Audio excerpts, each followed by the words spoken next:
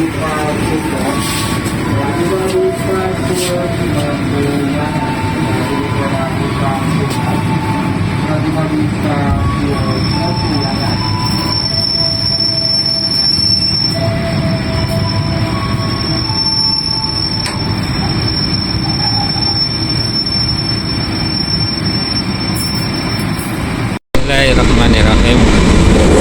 Innal hamdalillahi nahmaduhu wa nastaghfiruhu wa na'udzu billahi min shururi anfusina wa min sayyiati a'malina. May yahdihillahu fala mudilla lahu wa may yudlil fala hadiya lahu. Wa asyhadu an la ilaha illallah wahdahu la syarika lah wa asyhadu anna Muhammadan abduhu wa rasuluh. Allahumma sholli ala Muhammad wa ala ali Muhammad walhamdulillahi rabbil alamin. Ya bunaya, ya ahli yang insyaallah dirahmati oleh Allah, mari kita lanjutkan, yaitu pembacaan tentang fadilah sholat subuh berjamaah. Moto Muslim di dalam Al-Quran surat Ar-Rum ayat yang ke-17 dan 18 yang bunyi ayatnya, A'udzubillahi minasyaitonir rajim. Fabashshir ibad alladzina yastami'una al-qawla fayattabi'una ahsanahu ulaika alladzina hadahumullahu wa ulaika hum ulul albab. Yang artinya, maka berilah kabar gembira pada hambaku, yaitu yang mendengarkan ucapan lalu mengikuti yang terbaik darinya. Mereka itulah orang-orang yang diberi hidayah oleh Allah Subhanahu wa ta'ala, dan mereka itulah orang-orang yang memiliki pikiran yang lurus. Quran surat Az-Zumar ayat 17 dan 18. Fadilah sholat subuh berjamaah. Yang pertama, sholat subuh disaksikan. Allah Subhanahu wa ta'ala menegaskan di dalam Al-Quran surat Al-Isra ayat 78 yang bunyi ayatnya, A'udzubillahi minasyaitonir rajim. Aqimis sholata liduluki syamsi ila ghasaqil laili wa qur'anal fajri inna qur'anal fajri kana mashhuda. Yang artinya, tegakkanlah sholat saat tergelincir matahari hingga gelap malam, dan sholat fajar, yaitu sholat subuh. Sungguh sholat subuh itu disaksikan oleh malaikat. Quran surat Al-Isra ayat 78. Ya, jadi yang pertama, sholat subuh itu disaksikan. Ya, di dalam Al-Quran surat Al-Isra ini Allah berkalam, ya, tegakkanlah sholat saat tergelincirnya matahari hingga gelapnya malam. Dan sholat fajar, yaitu sholat subuh, itu sholat yang disaksikan oleh malaikat. Ya, jadi sholat subuh itu disaksikan oleh malaikat. Yang kedua, fadilah sholat subuh berjamaah yang kedua, yaitu diberi sinar terang. Rasulullah sallallahu alaihi wasallam bersabda, Basiril misya'ina fidulumi ilal masjidi banuri annami yaumal qiyamah. Hadis riwayat Abu Daud dan Tirmidzi dari An Buraidah. Juga di dalam hadis ini, hadis riwayat Abu Daud, hadis ini sahih.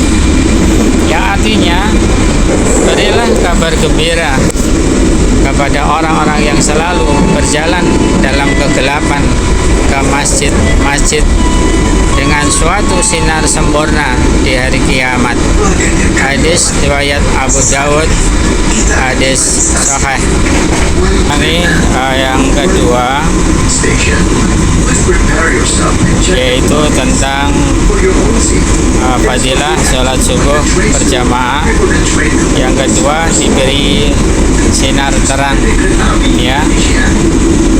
Yang di dalam hadis ini Rasulullah SAW memberikan kabar gembira kepada orang-orang yang mereka itu selalu berjalan di dalam kegelapan, yang itu ke masjid-masjid, yaitu pada waktu pagi hari dia menuju masjid Allah untuk sholat subuh dengan suatu sinar sempurna dari di hari kiamat nanti, ya.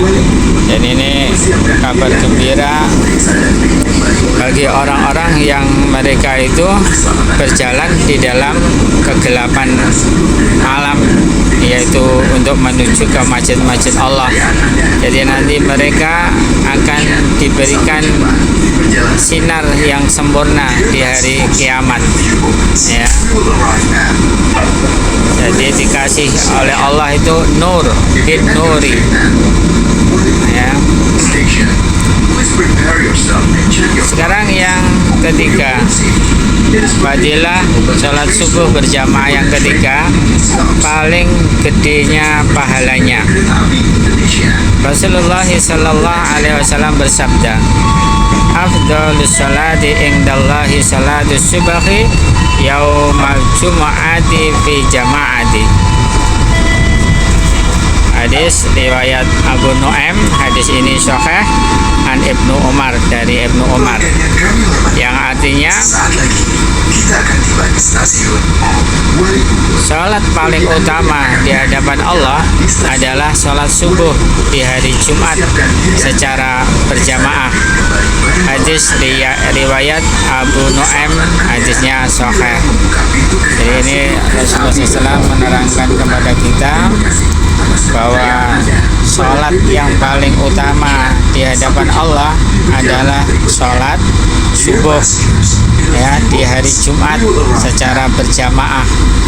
Jadi ini ada keutamaan tersendiri bagi orang yang mereka itu sholat subuh, ya. Di sini dijelaskan oleh Allah, sholat yang paling utama di hadapan Allah itu adalah sholat subuh dan di hari Jumat secara jamaah, ya, yaumul jum'ati fi jamaah, yaitu dengan berjamaah. Yang keempat, sholat subuh, fadilah keutamaan sholat subuh berjamaah. Yang keempat, dicintai Allah. Rasulullah sallallahu alaihi wasallam bersabda, innallaha la yahhabu minas salati fil jam'i. Hadis riwayat Ahmad dari Ibnu Umar. Sungguh Allah senang terhadap sholat secara berjamaah. Jadi innallaha la yahhabu minas salati fil jamaah. Jadi sungguh Allah senang terhadap sholat secara berjamaah. Sebenarnya mari kita lanjutkan kembali hadis yang ketiga, yaitu fadilah sholat subuh berjamaah yang ketiga, paling gede pahalanya, yaitu paling besar pahalanya. Rasulullah sallallahu alaihi wasallam bersabda, afdhalus sholati indallahi sholatus subhi yaumal jumu'ati fi jama'ati. Hadis riwayat Abu Nu'aim, hadis ini sahih. Yang artinya sholat paling utama di hadapan Allah adalah sholat subuh di hari Jumat secara berjamaah, ya. Jadi di sini Rasulullah SAW bersabda, ya, paling utamanya sholat di sisi Allah, ya, paling utamanya sholat di sisi Allah apa? Yaitu sholat subuh yaumal jum'ah, di hari Jumat, dan berjamaah. Ya, ini sholat yang paling utama. Ya, mulanya pahalanya besar di hadapan Allah Subhanahu wa Ta'ala. Ya, oleh karena itu mari kita laksanakan, yaitu sholat subuh. Ya, sholat subuh dengan berjamaah. Ya, ya bunaya, ya ahli yang insyaallah dirahmati oleh Allah. Kita lanjutkan hadis yang keempat, yaitu dicintai Allah Subhanahu wa Ta'ala. Rasulullah sallallahu alaihi wasallam bersabda, innallaha la ya'jabu minas sholati fil jam'i. Hadis riwayat Ahmad dari Ibnu Umar. Sungguh Allah senang terhadap sholat secara berjamaah. Ya, jadi dalam hadis ini Rasulullah SAW menerangkan kepada kita, sesungguhnya innallaha, sesungguhnya Allah itu la ya'jabu. Ya, Allah itu senang minas sholati, dari sholat bil jam'i, secara berjamaah.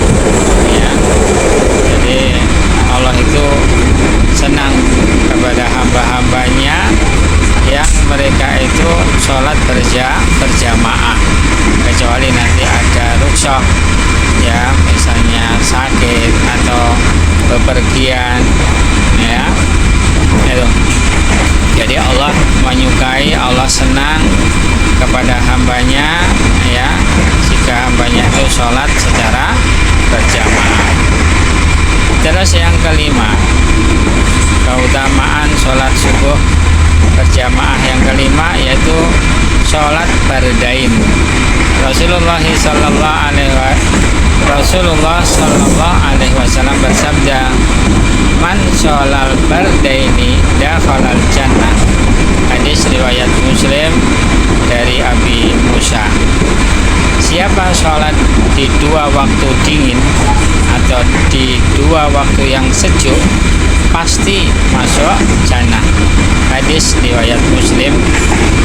Maksudnya yaitu sholat subuh dan sholat asar. Ya, jadi di dalam hadis ini Rasulullah SAW menerangkan kepada kita bahwasanya sholat bardain, al-bardaini, ya, dua waktu yang dingin, dua waktu yang sejuk, itu dakhalal jannah, dia akan masuk ke dalam jannah.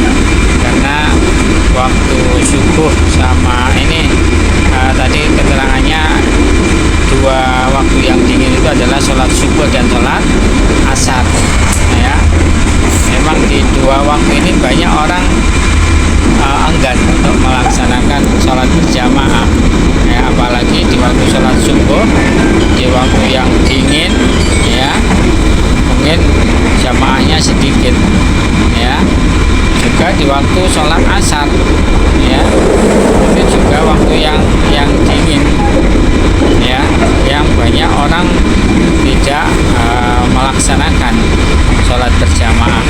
Ya, makanya Rasulullah SAW memberikan kabar gembira kepada kita apabila kita melakukan sholat bardain, dua waktu yang dingin ini, ya, Rasulullah mengatakan dakhalal jannah, dia akan masuk ke dalam jannah. Oleh karena itu, ya bunaya, ya ahli yang insyaallah dirahmati oleh Allah, mari kita tegakkan sholat subuh dan sholat asar itu dengan berjamaah. Yang keenam, dalam lindungan Allah Subhanahu wa Ta'ala, Rasulullah sallallahu alaihi wasallam bersabda, man sholal ghodata kana fi dhimmatillahi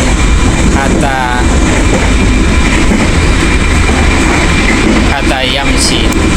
Ya, hadis riwayat Tabrani, hadis sahih dari Ibnu Umar, yang artinya siapa sholat subuh, dia berada dalam perlindungan Allah hingga masuk waktu sore. Hadis riwayat Tabrani, hadis ini sahih.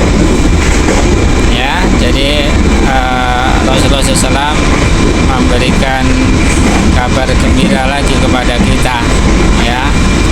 Man sholal godota, ya, barang siapa yang sholat godota, yaitu sholat subuh, ya, dia itu fidimatillah, ya, dia itu berada dalam perlindungannya Allah, ya, kata yamsi, hingga waktu sore, ya. Jadi ini keutamaan orang-orang yang mereka itu mau sholat subuh berjamaah, ya, mereka akan dilindungi oleh Allah pagi hari itu sampai waktu sore harinya, ya. Maka mari ya bunaya, wahai anak-anakku, ya, kita tegakkan sholat subuh ini. Jangan sampai kita meninggalkan sholat subuh, apalagi tidak berjamaah, ya.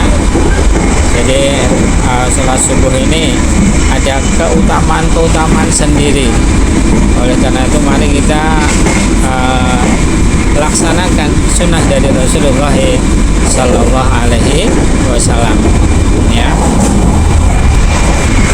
Sekarang yang ke-7, ya. Yang ke-7, berat bagi munafik, ya. Jadi sholat subuh berjamaah itu berat bagi munafik. Rasulullah Sallallahu Alaihi Wasallam bersabda, inna hataini sholataini, yakni isya wa subaha, min asqalis sholati alal munafikina walau ya'lamuna fadla ma fihima la atauhuma walau habwan. Nah, di sini diriwayatkan oleh Abu Dawud. Hadis ini sahih, yaitu dari dari bapakku, ya. Kita lihat artinya. Sungguh dua sholat ini, yaitu sholat isya dan sholat subuh, termasuk sholat yang terberat bagi munafik, bagi orang-orang munafik. Dan andai mereka tahu kelebihannya yang ada pada keduanya, pasti mereka akan mendatanginya meski harus merangkak. Hadis riwayat Abu Dawud. Hadis ini sahih. Jadi ada keterangan kelebihan, yaitu yang satu. Hadis ini hadis riwayat muttafaqun alaih tanpa lafaz kelebihan dari hadis Abu Hir radhiyallahu anhu, dan semoga Allah mengampuni beliau dan ibunya. Lihat di doa ini dalam Sahih Adab Mufrad oleh Syekh Al-Albani, ya. Kalau di dalam hadis muttafaqun alaih, yaitu tanpa lafaz kelebihan, ya. Mari kita lihat pada hadis ini. Jadi Rasulullah SAW menerangkan kepada kita, yaitu inna hataini sholataini, sungguh dua sholat ini, ya, yakni sholat yang berat, ya, bagi orang-orang munafik. Apa? Yaitu sholat isya dan sholat subuh, ya, min askali sholati alal munafikin, ya. Jadi dua sholat tadi, isya sama sholat subuh, itu amat berat. Sholat atas siapa? Atas orang-orang munafik. Jadi orang-orang yang munafik itu sholat isya sama sholat subuh itu mereka malas-malas, ya, malas untuk mendatanginya, malas untuk sholat, ya. Ini mulanya Rasulullah SAW menjelaskan kepada kita ya, ciri-cirinya orang munafik ini apa? Mereka itu merasa berat, yaitu sholat isya dan sholat subuh ya, yang ada pada keduanya. Dan jadi andaikan mereka orang-orang munafik itu tahu kelebihan yang ada pada keduanya, yaitu pada sholat subuh dan sholat isya, pasti mereka akan mendatanginya meskipun harus merangkak. Jadi ini orang-orang itu kalau tahu ya keutamaannya sholat subuh dan sholat isya ya, dia akan mendatangi ke masjid untuk sholat berjamaah meskipun dengan merangkak ya. Ini sebelumnya minta maaf, ini pembacaannya di atas kereta api. Seterusnya yang ke-8, jagalah betul-betul ya, jagalah sholat subuh berjamaah itu benar-benar.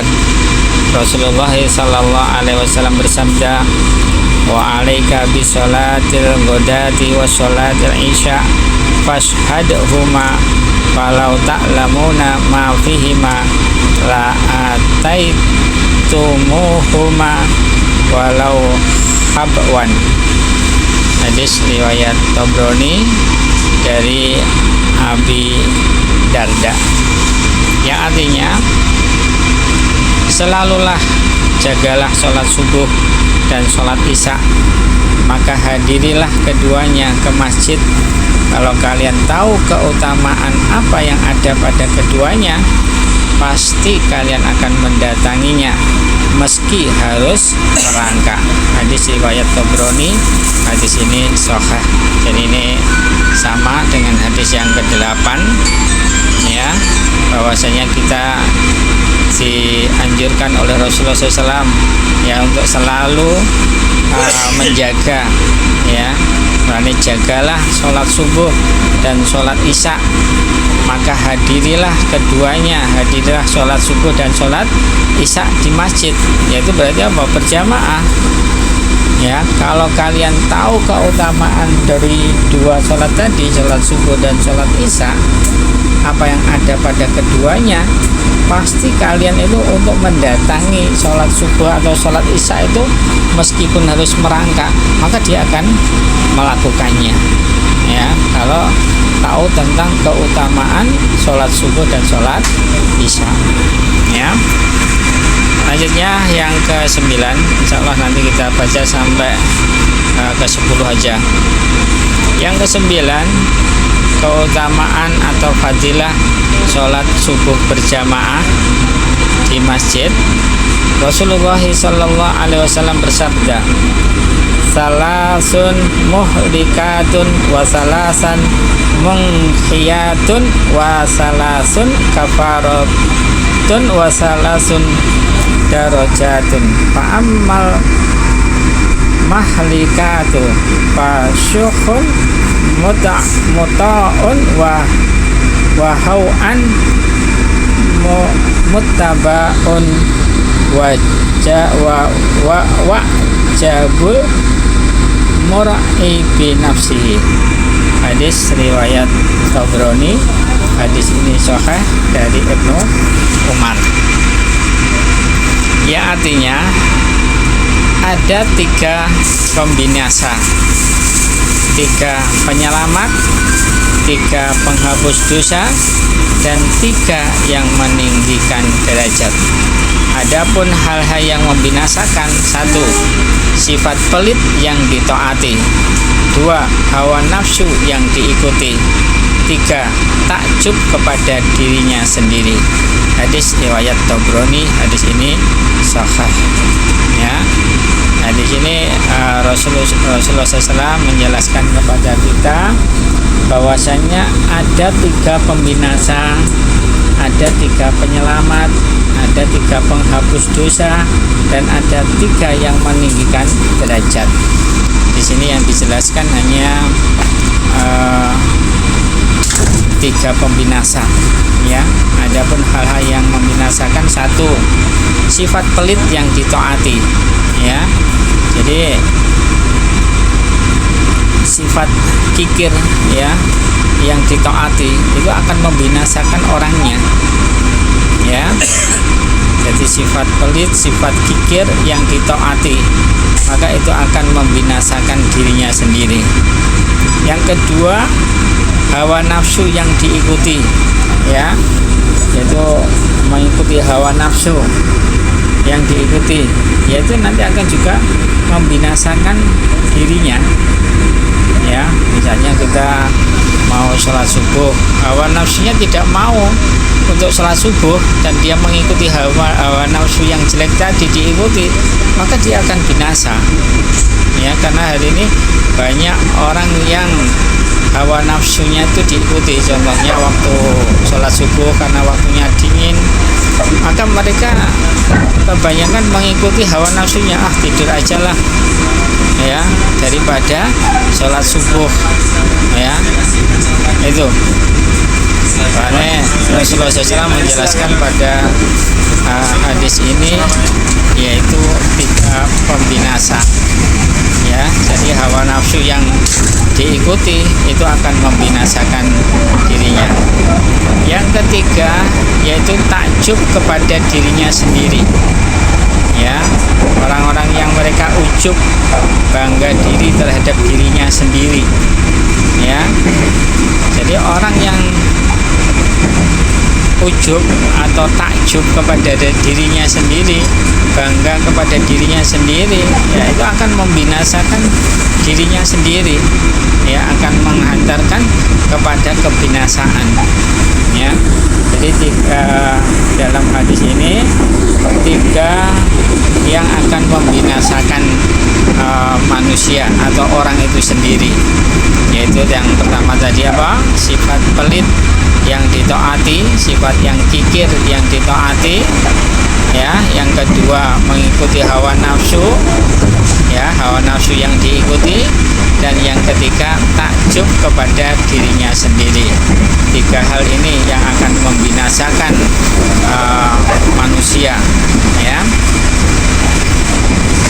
Ya bunaya, ya ahli yang insyaallah dirahmati oleh Allah. Yang terakhir dari kitab ini, 10 langkah yang mulia, ya. Jadi ada 10 langkah yang mulia. Rasulullah SAW bersabda, innalakum bikulli khutwatin darajah. Sungguh kalian mendapati 1 derajat dengan sebab selangkah menuju ke masjid untuk sholat berjamaah. Hadis riwayat Muslim dari sahabat Jabir. Masya Allah, ya. Jadi ini fadilah atau keutamaan sholat berjamaah di masjid. Ini ada keutamaannya lagi. Jadi Rasulullah mengatakan, ya, sesungguhnya bagi kalian pada tiap-tiap langkah, jadi setiap langkah kita itu ada darajatan, ada derajatnya, ya. Karena kalau di dalam hadis yang lainnya, ya, 1 langkah itu meninggikan derajat, 1 langkah lagi menghapus dosa. Jadi subhanallah, ya, keutamaan, betul keutamaan bagi orang-orang yang mereka itu berjalan ke masjid, apalagi di waktu sholat subuh tadi, ya. Setiap langkahnya itu akan meninggikan derajatnya, ya, dan yang satu akan menghapus dosanya. Maka dalam hadis ini Rasulullah mengatakan, sungguh kalian akan mendapatkan 1 derajat dengan sebab selangkah menuju ke masjid untuk sholat berjamaah. Hadis riwayat Muslim. Ya bunaya, mungkin ini aja yang didapat bacakan, yaitu apa tadi, bab tentang fadilah atau keutamaan sholat subuh berjamaah. Yang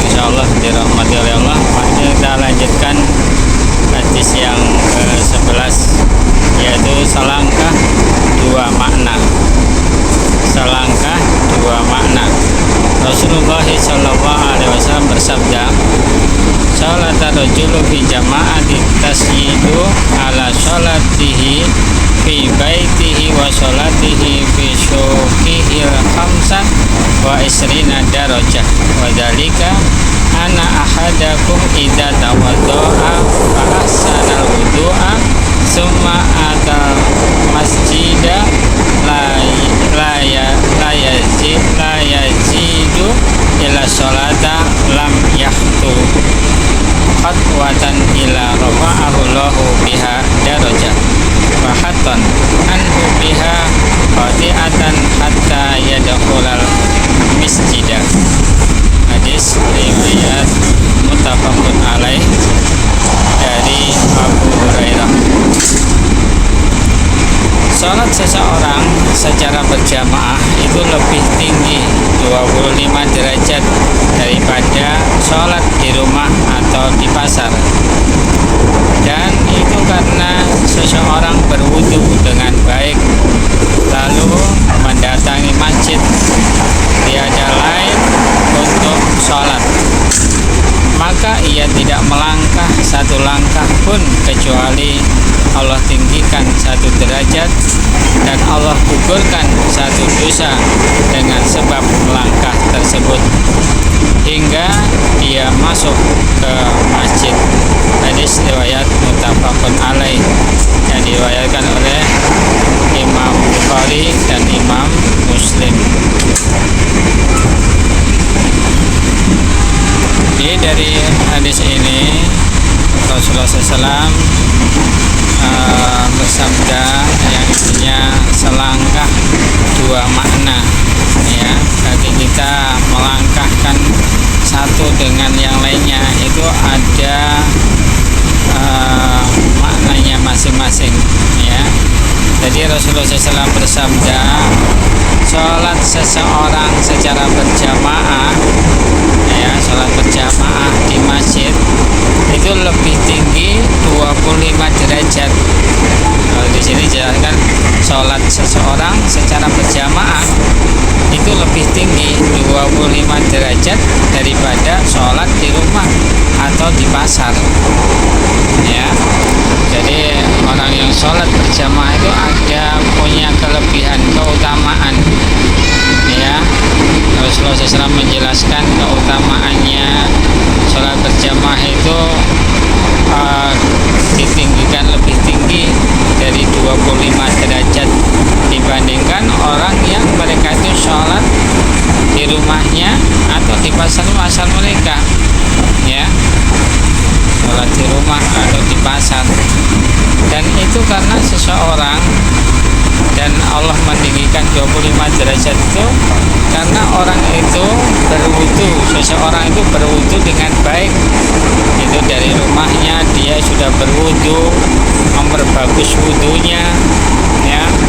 Lalu dia mendatangi masjid, ya. Dia ada lain untuk sholat. Jadi dia mendatangi masjid itu niatannya hanya satu, yaitu untuk sholat saja. Maka ia tidak melangkah satu langkah pun kecuali Allah tinggikan satu derajat dan Allah gugurkan satu dosa dengan sebab langkah tersebut hingga dia masuk ke dalam masjid, ya. Jadi ini keutamaan bagi orang-orang yang mereka itu sholat berjamaah, ya. Kalau dia mau sholat berjamaah ke masjid itu harus disertai dari rumah itu sudah berwudu, ya. Oleh anak-anakku, ya, ahli yang insya Allah dirahmati oleh Allah.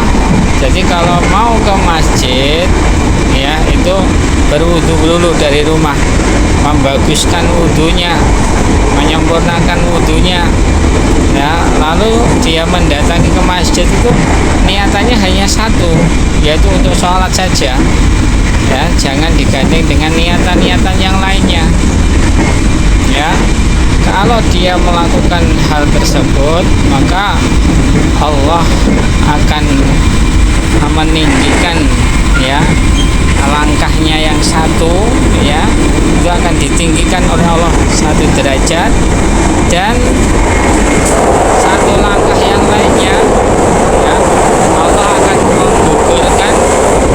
dosa-dosanya dengan sebab langkahnya tersebut, ya. Masya Allah. Jadi langkah kita dari rumah dan menuju masjid, ya, yang satu itu meninggikan derajat, yang satu menggugurkan dosa, ya. Sampai hitung dari rumah kalian, langkah-langkah kalian itu, ya. Maka orang yang langkahnya lebih jauh dari masjid, maka Allah akan banyak meninggikan derajatnya sesuai dengan langkahnya itu. Dan juga Allah akan menggugurkan, ya, satu langkahnya yang satu tadi sesuai dengan langkahnya, berapa langkah dia melangkah dari rumahnya menuju masjid, ya. Oleh karena itu marilah kita dalam kehidupan sehari-hari, kalau kita mau sholat berjamaah di masjid, ya, awali dari rumah itu berwudu dengan sempurna. Setelah itu niatlah ke masjid itu hanya satu niatannya, hanya untuk sholat saja, ya. Ya bunaya, ya ahli yang insyaallah dirahmati oleh Allah. Kita lanjutkan yang ke-12, selangkah 10 pahalanya. Rasulullah sallallahu alaihi wasallam bersabda, "Idza tatahharu rajulu summa mara ilal masjidi yara as-salata katabalahu katibuhu bi kulli khatwatin tuha ilal masjidi asran hasanatin wal qa'idu yara as-salati kalfanat wa yaktubu minal musallina min hina yakhruju min bainihi hatta yarji'a ilaih." Hadis riwayat Ahmad. Hadis ini sahih. Yang artinya, jika seseorang bersuci lalu berjalan ke masjid untuk menjaga sholat, maka malaikat pencatat amalnya menulis baginya 10 kebaikan pahala untuk satu langkah ke masjid. Dan orang yang duduk menjaga atau menunggu sholat bagaikan orang yang tunduk kepada Allah, dan dicatat telah melakukan sholat sejak keluar dari rumahnya hingga pulangnya lagi. Hadis riwayat Ahmad. Hadis ini sahih, ya, insyaallah. Jadi ya, hadis yang ke-12 ini, ya, Rasulullah SAW menerangkan kepada kita, jika seseorang itu bersuci, jadi dari rumah itu bersuci, ya, bersuci, ya, lalu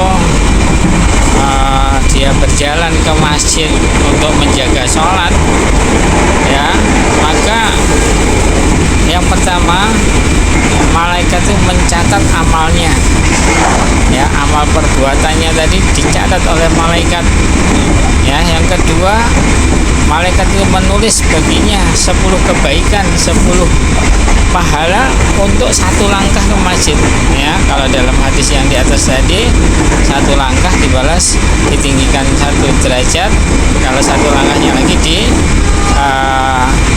dihapuskan dosanya. Kalau di sini malaikat menulis 10 kebaikan pahala untuk satu langkah ke masjid, ya. Satu langkah ke masjid itu dihitung, ditulis oleh malaikat 10 kebaikan, ya. Dan orang yang duduk menjaga atau menunggu sholat, jadi setelah sampai dia di masjid, ya, dia menunggu imam, ya, karena imamnya belum datang, dia hanya duduk di situ aja untuk menjaga sholat, menunggu sholat, itu bagikan orang yang tunduk kepada Allah, ya. Allah. Jadi orang-orang yang mereka di masjid yaitu untuk menunggu sholat, itu dikatakan oleh Rasulullah SAW bagaikan orang yang mereka itu tunduk, orang yang taat kepada Allah Subhanahu wa Ta'ala. Dan selanjutnya dicatat, ya, dicatat telah melakukan sholat. Jadi orang yang mereka tadi menunggu imam duduk di antara dia masuk ke masjid sampai ditegakkan sholat berjamaah, duduknya itu loh, ya, melakukan, dicatat seperti dia melakukan sholat sejak keluar dari rumahnya hingga pulang ke rumahnya, ya, Masya Allah ya. Jadi keutamaan orang yang mereka menghadiri sholat berjamaah, ya, mereka itu diberikan pahala oleh Allah banyak sekali, ya. Oleh karena itu rugi bagi kita seorang muslim, ya, kalau dia itu sholatnya di rumah, ya. Sekarang yang ke-13, mari kita baca yang terakhir ini. Pahala sesuai dengan keletihan. Rasulullah SAW bersabda, innalaka minal ajri ala qadrihi nasabika wa nafqatika. Hadis riwayat Hakim, hadis ini sahih dari Aisyah. Ya, artinya sungguh bagianmu dari pahala itu sesuai keletihanmu dan nafkah yang kamu keluarkan. Masya Allah ya. Jadi pahala kita, ganjaran kita itu sesuai dengan keletihan kita, ya. Jadi Rasulullah SAW bersabda, yaitu sungguh bagimu dari pahala itu sesuai dengan keletihan kamu. Kalau kamu itu ibadah sholat, maka kepayahan kalian itu dihitung oleh Allah, ya, sesuai dengan keletihan kalian. Misalnya ada orang yang sakit, ya, tetap dia sholat berjamaah di masjid, itu akan dihitung oleh Allah keletihannya. Seperti Rasulullah SAW di waktu sakit, ya, sampai dipapah oleh dua sahabatnya untuk ikut sholat berjamaah, ya. Jadi ini tentang ibadah kepada Allah itu pahalanya itu sesuai dengan kadar kepayahannya, keletihannya, kesungguhannya, keikhlasannya. Itu akan dinilai oleh Allah Subhanahu wa Ta'ala. Dan juga nafkah yang kamu keluarkan, ya. Jadi Allah memberikan pahala nafkah yang kamu keluarkan, harta yang kamu infakkan, harta yang kamu sedekahkan, semuanya akan dibalas oleh Allah Subhanahu wa Ta'ala. Oleh karena itu kita di dalam mengeluarkan nafkah, ya, itu niatkan semuanya karena Allah Subhanahu wa Ta'ala. Alhamdulillah, wallahu akbar, ada min fadli Rabbi. Alhamdulillah selesai ditulis di Maktabah Ali Abi Abdillah Sukoharjo, Jawa Tengah. Nah, di situ ada keterangan nomor 2 hadis riwayat Hakim. Demikian disebutkan dalam Sahih Jami' Shaghir, padahal hadis ini muttafaqun alaih, ya. Hadis ini diriwayatkan juga oleh Bukhari dan Muslim. Bukhari nomor 1787 dan Muslim nomor 1211. Wallahu a'lam bishawab, ya. Kiranya itu aja yang dapat kita bacakan, fadilah keutamaan sholat berjamaah subuh, ya, sholat subuh berjamaah, ya. Jadi sholat subuh berjamaah, ya, di masjid itu yang pertama, sholat subuh disaksikan.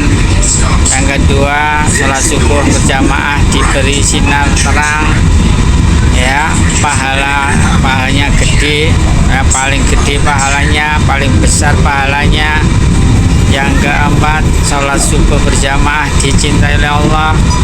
Sholat subuh itu termasuk sholat bardain, ya. Sholat subuh itu dalam lindungan Allah, dan sholat subuh berjamaah itu paling berat bagi orang-orang munafik, ya. Maka perintah Rasulullah, jagalah betul-betul sholat subuh berjamaah, ya. Terus ada 3 pembinasa. Terus langkah-langkah yang mulia apabila kita menuju masjid, ya, langkah-langkah yang mulia. Terus ada yang selangkah 2 makna, ya, selangkah 2 makna itu 1 meninggikan derajat, 1 menggugurkan dosa. Yang ke-12 selangkah 10 pahala. Jadi orang yang menuju masjid 1 langkah itu diberi pahala, diganjar oleh Allah 10 pahala atau 10 kebaikan. Dan yang terakhir pahala sesuai dengan keletihan. Jadi Allah membalas kepada hambanya itu sesuai dengan keletihan yang dilakukan oleh hamba tersebut. Kiranya itu aja. Mari kita tutup dengan doa kafaratul majelis dan hamdalah.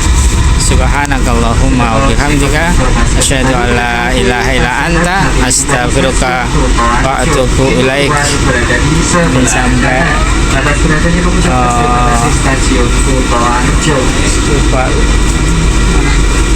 Kutoharjo, ya.